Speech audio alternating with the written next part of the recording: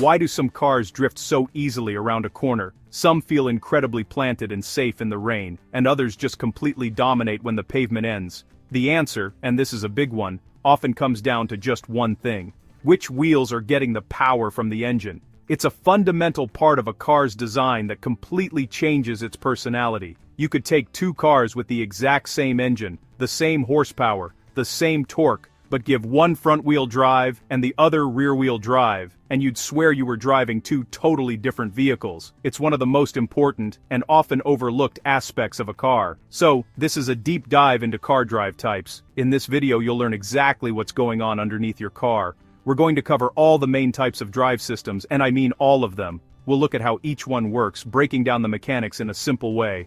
Then, we'll get into the really interesting stuff. The advantages and disadvantages of each one, the quirks and features if you will. I'll talk about why a certain system is great for one thing, but terrible for another. And by the end of this video, you'll have a much clearer picture of which drive system is actually the best one for you. Whether you're a new driver, a performance enthusiast, a parent looking for the safest family hauler, or an adventurer who lives for the weekend trail, the right drivetrain makes all the difference. We're going to figure out what's right for your life, your driving style, and your budget. So, let's get started and figure out what makes your car go. Alright, first up, we have the most common drive system on the planet, front-wheel drive, or FWD.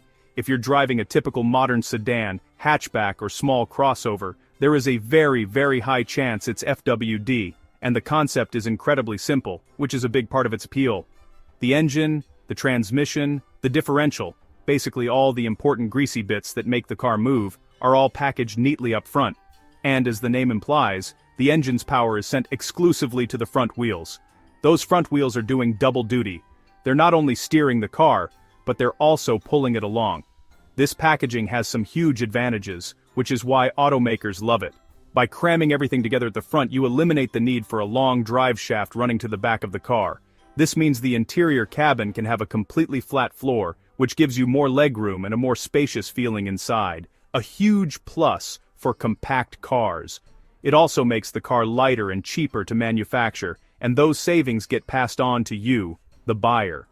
This simplicity also means there are fewer parts to break, so maintenance is generally less expensive over the life of the car, which is a big deal for most people. Now let's talk about driving. Because the weight of the engine is sitting directly over the drive wheels, FWD cars tend to have surprisingly good traction in slippery conditions like rain and light snow. The weight pushes the tires down onto the pavement, helping them grip. This makes them feel quite secure and predictable for the average driver, which is a major safety benefit.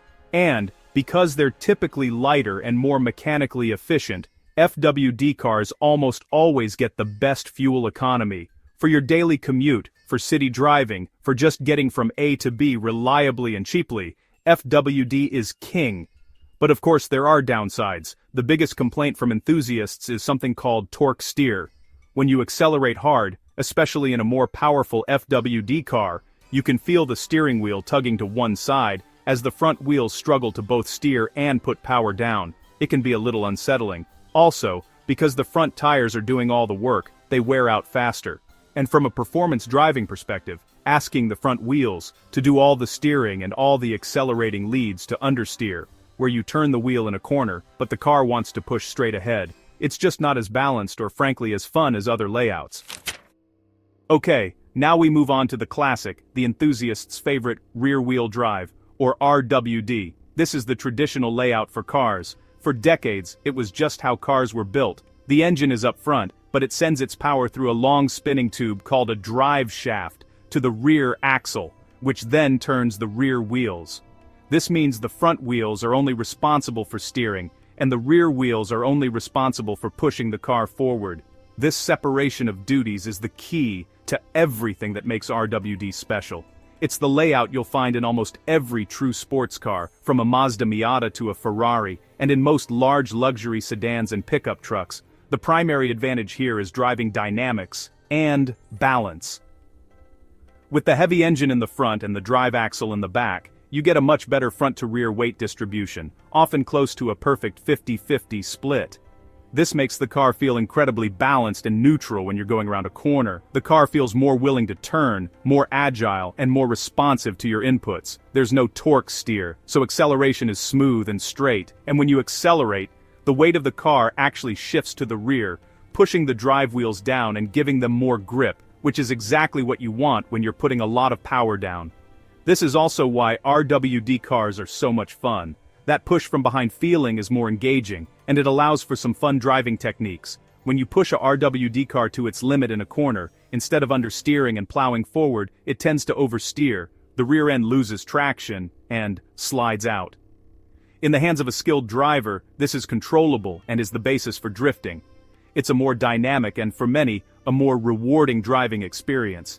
It's also the best layout for towing heavy loads, because the trailer's weight on the hitch also helps push the rear drive wheels down for better traction. However, RWD has its quirks. That beautiful balance can be a real handful in bad weather. With no engine weight over the drive wheels, RWD cars are notoriously slippery on wet, snowy, or icy roads. The rear end can easily slide out if you're not careful with the throttle, which can be intimidating for inexperienced drivers. Modern traction control systems have made this much better, but the fundamental physics are still there. They are also less fuel efficient due to the weight and friction of the long driveshaft, and that driveshaft tunnel takes up interior space, which is why RWD cars often have a big hump running down the middle of the floor. Now we're getting into the really clever stuff, all-wheel drive, or AWD. Think of AWD as the smart, sophisticated evolution of putting power to all the wheels. In an AWD system, the car's computer is constantly monitoring what's happening. It's looking at wheel speed, throttle position, steering angle, and whether any of the tires are slipping. And based on all that data, it can automatically and seamlessly send power to the wheels that have the most grip. Most of the time, in normal driving, many AWD systems will operate primarily in front-wheel or rear-wheel drive to save fuel. But the instant it detects a slippery surface or a loss of traction, it can send power to the other axle in a fraction of a second. The number one advantage of AWD is, without a doubt, traction. It provides the best possible grip in almost any condition you'll encounter on paved roads, rain, snow, sleet, you name it. When you accelerate from a stoplight in the rain, there's no wheel spin, the car just goes. This provides a massive confidence and safety boost for the driver. In a high-performance car, like an Audi RS6 or a Porsche 911 Turbo, AWD allows them to put down truly insane amounts of power without just spinning the tires into smoke. The car just hooks up and launches, giving you incredible acceleration in all conditions. This smart power distribution also helps with handling. Modern AWD systems can use something called torque vectoring, where they can send more power to the outside wheels during a corner. This actually helps push the car around the turn, making it feel more agile and reducing the understeer you might get in a FWD car or the oversteer of a RWD car. It's like having an invisible hand guiding you through the corner, making the car feel incredibly stable and secure. This is why AWD is becoming the standard for so many family SUVs, wagons, and premium sedans. It's the ultimate all-weather, all-rounder safety feature. But this advanced technology comes at a cost. AWD systems are complex. They have extra differentials, clutch packs, and drive shafts, which all add weight and complexity to the car. This extra weight, along with the added friction from driving all four wheels, means AWD cars almost always have worse fuel economy than their two-wheel drive counterparts. That complexity also means they are more expensive to buy in the first place, and if something goes wrong, repairs can be significantly more costly than on a simpler FWD or RWD car. It's a fantastic system, but you do pay for that capability both at the dealership and at the gas pump. Finally, we have the original, the toughest, the OG of getting power to all four wheels, four-wheel drive, also known as 4WD or 4-arm 4. Now, it's really important to distinguish this from AWD. While they both power all four wheels, they do it in very different ways and for very different purposes. A 4WD system is a much more robust, heavy-duty system that you, the driver, typically have to engage manually. You'll usually have a lever or a button that lets you select between two-wheel drive for normal roads, 4-high for slippery roads or light trails, and 4 low for serious, slow-speed off-roading. The key feature of a true 4WD system is a piece of hardware called a transfer case. When you engage 4WD, the transfer case locks the front and rear drive shafts together, forcing them to spin at the exact same speed. This provides a 50-50 power split between the front and rear axles. This is fantastic for getting maximum traction in truly low-grip situations like deep mud, sand, or climbing over rocks. The 4-low gear setting is a torque multiplier, giving you incredible crawling power to get over extreme obstacles. This is why you find 4WD on serious off-road vehicles like the Jeep Wrangler, the Ford Bronco, and heavy-duty pickup trucks. It's built for abuse. The advantage is simple, unparalleled off-road capability. When you're faced with a steep, rocky incline or a muddy pit, nothing beats a locked 4WD system with a low-range gear. It's designed to be durable and to provide maximum brute force and traction when the going gets really tough.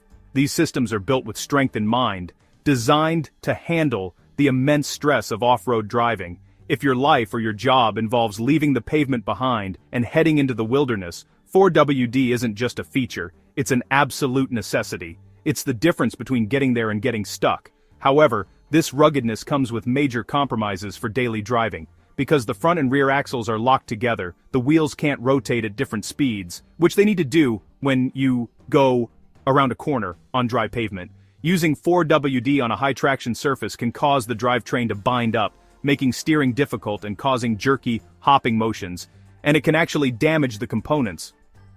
This is why you have to switch it off on normal roads. 4WD systems are also very heavy, which hurts fuel economy, acceleration, and handling on the street. It's a specialized tool, and like any specialized tool, it's not ideal for general use. So, there you have it, a complete tour of the different ways your car puts power to the ground. As you can see, there's no single best system. It all depends on what you need your car to do. If you want maximum efficiency and affordability for your daily commute, the mileage king is front-wheel drive. It's sensible, it's spacious, and it's cheap to run. If you live for the thrill of driving, you love a balanced chassis, and you enjoy the occasional track day or spirited back road, then the fun-to-drive champion is rear-wheel drive. Nothing beats that classic push from behind. If you want the ultimate in all-weather safety and confidence, if you live where it rains or snows a lot, and you just want your car to be as sure-footed as possible, then the safest all-rounder is all-wheel drive. It's the smart, seamless solution for everyday peace of mind.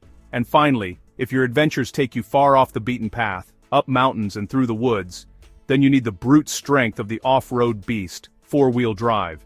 It's the unstoppable tool for the most extreme terrain. Each one has its purpose, its own set of quirks, and its own unique personality. Choosing the right one is about being honest about your priorities. Is it budget? Is it fun? Is it safety? Or is it capability? Understanding the difference is the first step to getting the perfect car for your life. And now, I want to hear from you. Look at your car, think about where you drive. Which drive system do you use, and why do you love it, or maybe hate it? Let me know in the comments below. And if you learned something today, be sure to subscribe for more deep dives into car knowledge just like this one.